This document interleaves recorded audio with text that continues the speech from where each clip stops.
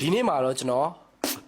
PS နဲ့ကိုကျွန်တော်တင်ပေးသွားမှာဖြစ်ပါတယ်ဒီတန်ကတော့အရန်ကိုရိုးရှင်းပြီးတော့လွယ်ကူပါတယ်ကျွန်တော်ဒီတန်ကိုရဖို့ဆိုရင်တော့ကျွန်တော်တို့ step 2ခုလိုအပ်မှာဖြစ်ပါတယ် step 1အနေနဲ့ကတော့ကျွန်တော်တို့အင်္ဂလိပ်အခရာ F ပေါ့နော်ကျွန်တော် B တန်လုံးရင်ဥမာ B တန်နဲ့ကျွန်တော်တို့ပေါင်းပြီးထွက်လိုက်တယ်လို့မျိုးကျွန်တော်တို့ဒီမှာလည်းကျွန်တော် FORC 4ဆိုတဲ့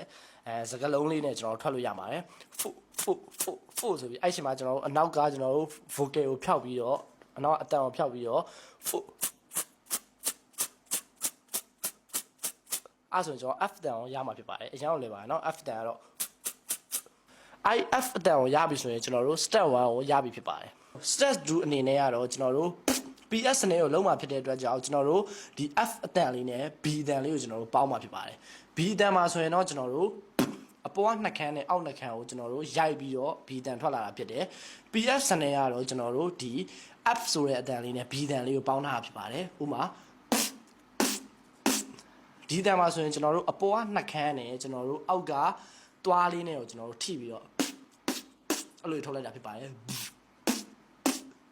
ဆက်စချင်းစလုပ်မယ်ဆိုရင်တော့ကျွန်တော်လိုမျိုးကြည်လင်ပြတ်သားနေမှာတော့မဟုတ်ပါဘူး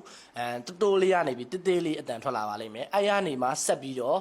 တေချာလေးလေ့ကျင့်သွားမယ်ဆိုရင်တော့အခုလိုမျိုးကြည်လင်ပြတ်သားတဲ့ PS နယ်ကိုရရှိမှာဖြစ်ပါတယ်ရေတောက်တဲ့အတန်ကိုဘယ်လိုလုပ်လဲဒီနေ့မှာတော့ကျွန်တော်ရေတောက်တဲ့တန်ကိုတင်ပြသွားပါမယ်ဒီတန်ကိုရဖို့ဆိုရင်တော့ကျွန်တော်တို့အဆင့်3ဆင့်လိုအပ်ပါတယ်ပထမတစ်ဆင့်အနေနဲ့ကျွန်တော်တို့ရှာကိုအပေါ်တင်လိုက်ပါမယ်ဒီလိုမျိုးပါအဲ့လိုမျိုးတင်ပြီးသွားရင်ဒုတိယအဆင့်အနေနဲ့အပေါ်တင်ထားတဲ့ရှာကိုအောက်ချလိုက်ပါမယ်ဒီလိုမျိုးပါအဆင့်3အနေနဲ့ကျွန်တော်တို့ဗဇက်ကိုအိုပုံစံလေးလုပ်လိုက်ပါမယ်အဲ့လိုလုပ်ပြီးသွားရင်ကျွန်တော်တို့အရှိမ1နှစ်နဲ့ပေါင်းပြီးတော့အဲ့ဒါဆိုရင်တော့ကျွန်တော်တို့ရေတောက်တဲ့အတန် hollow cloud ကိုရရှိမှာဖြစ်ပါတယ်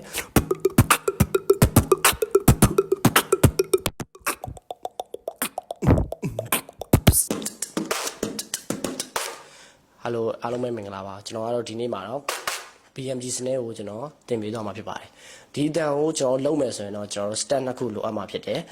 ပထမတစ်ခုကတော့ကျွန်တော်တို့ဒီ B တန်ပေါ့နော် B တန်နဲ့သူကနည်းနည်းလေးတူတယ်ပေါ့နော်နည်းနည်းလေးဆင်တယ် B တန်မှာဆိုရင်ကျွန်တော်အပေါ်နှစ်ခမ်းနဲ့အောက်နှစ်ခမ်းကိုကျွန်တော်ထိပြီးတော့လေကိုဒီလိုဖောင်းထားပြီးတော့ဆိုပြီးထွက်လိုက်တာဖြစ်တယ် BMG စနစ်မှာကျွန်တော်ဒီအပေါ်ကကျွန်တော်တို့ဒီနှစ်ခမ်းနဲ့ကိုအောက်ကနှစ်ခမ်းကိုကျွန်တော်ဒီလိုလေးထည့်ပြီးတော့လေဖောင်းထားတာလေးကိုကျွန်တော်ညှစ်ထုတ်လိုက်မှာဖြစ်ပါတယ်အဲ့လိုအတန်လေးထွက်လာမှာဖြစ်ပါတယ်လေဖောင်းထားတာလေးကိုအောက်ကနှခမ်းလေးကျွန်တော်ပုတ်တိုက်ပြီးတော့ဗောနော်အဲ့တန်လေးကိုရပြီဆိုရင်တော့ step 1ကိုရပါပြီstep 2ကိုစလုပ်မယ်ဆိုရင်တော့ဒီ step 2ကတော့ကျွန်တော်တို့ဒီအဲ့အတန်လေးကိုမှာနော်အဲ့လိုလေးထွက်နေတဲ့အတန်ကိုကျွန်တော်တို့ကအများကြီးမယူဘဲနဲ့တစ်ချက်ထဲကိုယူလိုက်မှာဖြစ်ပါတယ်အဲ့လိုမျိုးတစ်ချက်ချင်းယူလိုက်မှာဖြစ်ပါတယ်ဆက်စချင်းလုံးမယ်ဆိုရင်တော့အဲ့လိုမျိုးအဲ့လိုမျိုးမပီတဲ့အတန်လေးထွက်နေမှာဖြစ်ပါတယ်အဲ့လိုပြတ်တတာနဲ့တစ်ချက်လေးထွက်တဲ့အတန်ကိုရသွားပြီဆိုရင်တော့ BMG ကိုရရှိမှာဖြစ်ပါတယ်